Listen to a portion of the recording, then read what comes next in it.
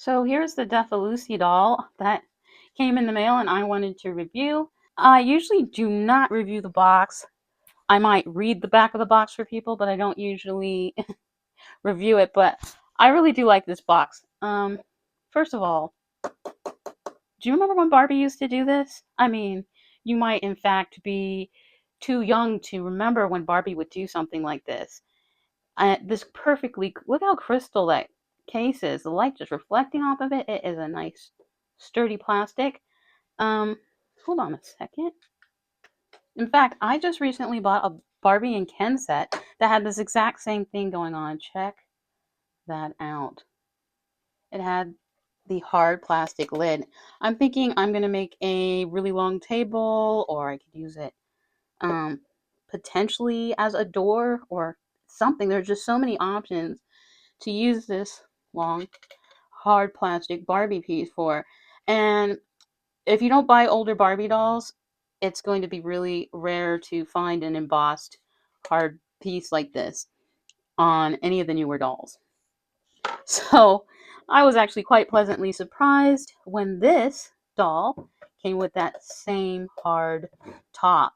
And you're like, oh, well, is this your first Defa Lucy doll? No, this is not my first Defa Lucy doll. I have the fashionista version of it, which was snap knee articulation, and I rebodied her, and I will be showing her and comparing her with this doll in this video. I don't remember what type of box she came in. That's how immemorable it was. But I think it was just standard doll packaging, you know. And then I have another Defa Lucy doll, the higher end one, and I will be showcasing her also later on in this video. She came, ribbon tied in a box, same as this color, but it was kind of more like a shoebox, I guess you can say, and it was more wrapped the way you would see like an Integrity doll wrapped. So let me go ahead and remove her out of this hard plastic and be right back. The other thing I did want to quickly say about this hard lid is, unlike the Barbie lid, it's just has the printing of the Defa Lucy logo with a little heart, and so it's just a print. It's not embossed, I guess, engraved into the plastic like the old Barbie logo. But still, this hard top, I like that. So when I removed it, I basically just cut the tape around the rim. The top just pops out, and then the doll simply slides out. And you can see that even though they're using plastic to bind her down, they're not going crazy like Barbie. It's just a little wrap there, wraps around the wrist, nothing around the waist, one around the neck, and no plastic being going through her head. And here's a little close up of her face. Let's talk about the stand real quick. It is plastic, but it's on both sides, just like a coaster, unlike the Barbie one, which is hollow back here. Um, is it a better stand than Barbie? Technically, no, because the base is still this plastic piece. And my biggest problem with the Barbie stand is this piece, especially this part. This part always ends up breaking on me, and I don't like it. So you're probably like, okay, it's a hard top. What's the impressive thing? Well, all you have to do is just try and use your imagination. You know, it can be a countertop, especially with two of them next to each other, or a tabletop. Glue them together and make it into more of a square piece. It can be a desk. It can be a coffee table top. It can be a window. It can be a picture frame, cabinet doors, a bench, floating shelves. Basically, you can start to build this into anything that involves hard plastic furniture. So I really like the back of the box. I like the print. Look at that. They're like little flowers with eyeballs. I think it's really cute. And it comes out very cleanly. It's on both sides. I was thinking of potentially using bits and pieces for different things, but now I'm not too sure if I'm going to do that because I just want to use it cleanly as a rug. And then I took the chair, and I decided, it could be a really great little coffee table.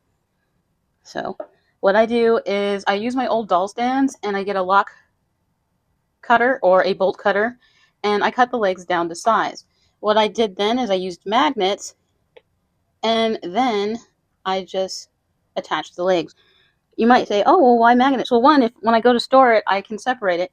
But the other second part is that if I want shorter legs, make the leg it shorter, then I can use the same top and I can use shorter legs, or I can make it taller. And I think this will look good with a nice sofa. So I have this, as you can see, it's a super bright white sofa. But for this, it's just a piece of styrofoam that's been glued to make the shape of a sofa. And right now I'm just pulling out little tiny pins that I have like pretty much all around to hold the fabric down. So what it usually looks like is this. See that? And then since it's just plain, I can quickly go ahead and reupholster this sofa with this Dollar Tree fabric that is cream. I'm going to do the same thing, just line it up in the back along the edge, pin it down, flush it out as much as I possibly can, and then get little pins and shove them in the corners, hold it down there and there. Make the creases so that they look normalish, as normal as you can get them. And then in the front, you're going to want to fold it down like so. This is actually the exact same way you would upholster a regular chair. There'd be a little bit more to it, but if you were doing a quick upholstery, you would do this, and then you would use staples.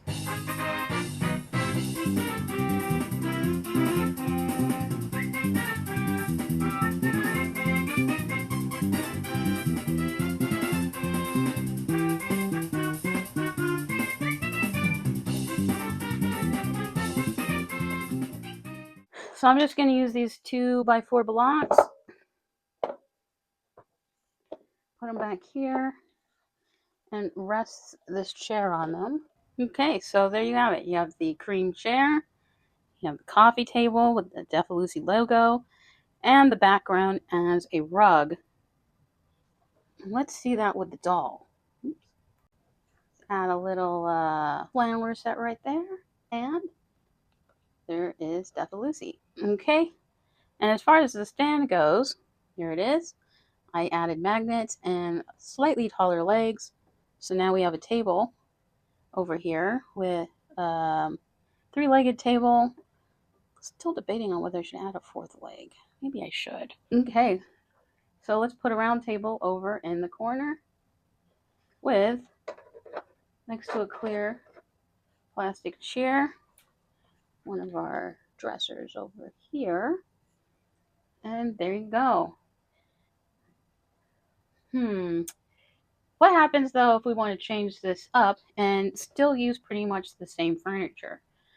Okay, let's do this. So I can either cut this up and separate the back from the front so that I can double this piece up that I want to use, or I can just fold this piece in half. This is the part that was actually in front of the stand. I think I'm just going to fold this in half because I want to leave that piece alone. It's very solid and I want it to stay that way. So outside of magnets, the other thing that I really like to use is Velcro. So I'm just going to take this back that I doubled and pick a side. I'm going to use this side for the back, this side for the front, and I'm going to glue part of the Velcro here, and then I'm going to glue the other side around the table. Now I'm going to start swapping things around. Take off these flowers. We'll put them here for now. Flip this over. Take off the legs. This. And put the long legs on the square table.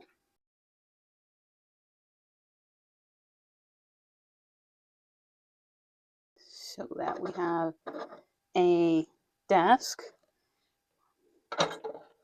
over here. Oh, you know what? We need something for that desk. Desk over here.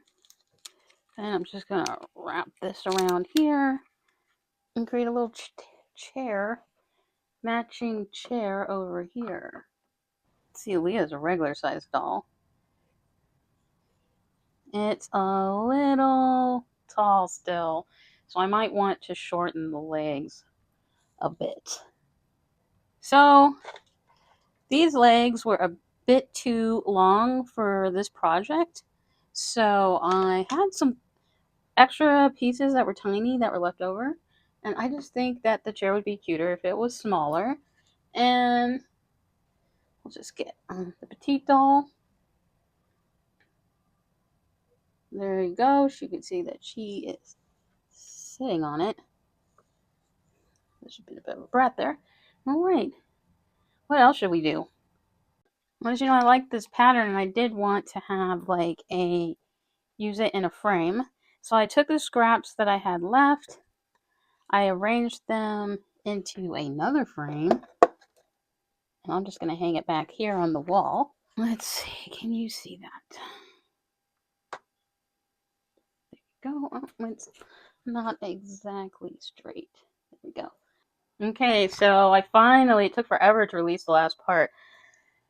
They're little plastic tabs, and I had to stick a scissors in and push it in as much until it released, and then it was easy to pull it apart afterwards. But otherwise, those little tabs on the inside were holding it on pretty darn good. I decided what I wanted to do for the last piece is I wanted to create a mirror, a stand-up mirror. So I'm just going to put that over here. It would be better if it stood up taller, so I'm going to put it over here. All right, so let's get into talking about this Defa Lucy doll, which we will name Lilac. She has purple rooted hair that has been weaved and wound into braids and then put into buns at the top of her head. They are actually bound by clear bands with little fuzzy balls at the top to represent cute little barrettes. She has clear purple shades. She's really nicely done makeup. Her eyes are beautiful light brown with a deep red lip and a light shadowing of blush on her cheeks. She has a lined lavender fur coat and lavender crop top that closes in the back with Velcro. Her skirt seems to be a lavender organza two-tiered ribbon skirt that is sealed in the back with Velcro. She also has a very tall purple and black socks and ankle boots. She's not articulated at the ankle. She's only articulated at the knee, at the thigh, at the shoulder, the elbow, and the wrist. Her head tilts up and down and side to side. She is very similar to the AliExpress supermodel dolls, if you're familiar with them, in that from the knee down is actually a rubber material very similar to the snap click rubber material that Barbie's legs used to be made out of. Beyond her knees, she goes into a hard plastic at the thigh and the remaining portions of her body, with the exception of her head, which is again more of a vinyl rubber material. People often compare this particular level of Defa Lucy to Barbie Extra, as the level of articulation is on par. The fashion seems to be very similar in being fun and girly, but more refined and less gaudy. So today I will be comparing Lilac to Barbie Extra Fancy HHN 13, who I will call Sissy. Sissy is also wearing lavender with a mix of other colors. While it is gaudier, I couldn't help but like this outfit so much that I left it on her. It's just really fun and a really well done outfit. Defa Lucy's outfit, Lilac's outfit, is more refined and more likely something anyone would wear on a normal day. Initially, Lilac appears to be taller than Barbie, but it's kind of a trick because Lilac's feet, due to the socks, are not fully in the shoes. Her toes stop at the bridge of the shoe. When I remove the shoes, you can see she is actually the same height as Sissy. Whereas Sissy's shoes were designed so her feet with the socks can slide completely into the heeled sandals. Lucy's eyes are slightly more inset than Sissy's, and you can even feel the ridge of her eyeline. I really like that. There is even more of an impression around the nose bridge, and this gives her face more depth. The sculpting is just at a higher level on the Defa Lucy dolls. Despite that both face sculpts are really well done, I have seen girls that look like both of these dolls. Now, at $30, not including tax and shipping, Lucy came with less things than the Barbie Extra Fancy, who I also purchased around $30. Lucy only came with a stand that I repurposed because I don't like those stands. A little plastic purse she also came with, and shades. She came with no jewelry. She has similar aesthetics to Sissy with the hair buns, socks, and color scheme. She's similar to Barbie Extra number 2 with the 3-tiered ruffle iridescent jumper, which would be the closest matching dress style. Barbie number 17 has a similar jacket, except it's a dark blue leopard print. Barbie Extra Fancy Asian doll has similar purple boots. But overall, Lilac style is unique to her, though not unique in this series. But one of the best from this particular series to me. So, I could be totally wrong on this, but when I see the Defa Lucy dolls, each series is a different face mold. Slightly different. They use the same face mold for that series and just do different skin tones and slightly different face paints for that particular series. But mostly, it's the same doll. So you choose the skin tone and the outfit you like best. Lucky for me with this series, the brown girl has one of the best clothing sets. So, how many series has Defa Lucy put out? As far as I know, this is their fourth Barbie Extra comparable series, and this is their second brown girl for this series. The series they just released prior to this also had a brown girl. The clothing for that one was kind of boring. The doll had straight black hair, so to me, perhaps Hispanic, Native American, Middle Eastern, Arabic in looks. I have a high preference for textured or braided hair, and I need to maintain this standard in order to prevent my doll collection from blowing up. It already needs pruning. They also have a high-end Defa Lucy that I'll discuss in a minute. But they also have this fashionista level Defa Lucy I'll refer to as Cora. But she's better because at least she had snap knee articulation. I've since rebodied her with a Brooklyn made-to-move body. You can see that the face mold is still quite similar to Lilac's, but Lilac has more of a sculpted inset eye, as mentioned previously. Cora's eye paint is more highlighted in an open anime style, whereas Lilac has a more natural, demure makeup. Articulated bodies must not be cheap because $30 for Lilac, and it feels like a lot of that went into the packaging. So use the packaging wisely. Cora came with low quality packaging, but her accessories were a purse and earrings. She still was technically articulated, just not to the newer standards of 15 to 22 points. Finally, Lilac has the same level of articulation as the high-end Defa Lucy. They both share the same sculpting detail around the eyelid. In the beginning, the high-end sold for about $65, and currently they still do. The packaging was comparable to JHD or Integrity. They come in a pristine cream-colored box, no plastic, with a decent metal and plastic stand.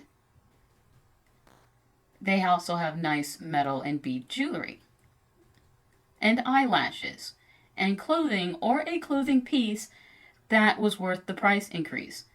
In Goldie's case, which I'll name her because I think her facial features remind me of Goldie Hawn, it was mostly this big red puffer jacket. Like the rest of Defa Lucy dolls, including this series, all the face mold look the same with the exception of the skin tone. Some YouTubers, when she came out, were outraged about this beautiful doll that looks like Goldie Hawn if she were black. To them, I say, ha, ha, Ha, ha. Otherwise, I found that this series is a great in-between doll from the fashionista equivalent Barbie to the high-end Defa Lucy. If you have any questions, feel free to leave a comment below. Thanks for playing dolls with me.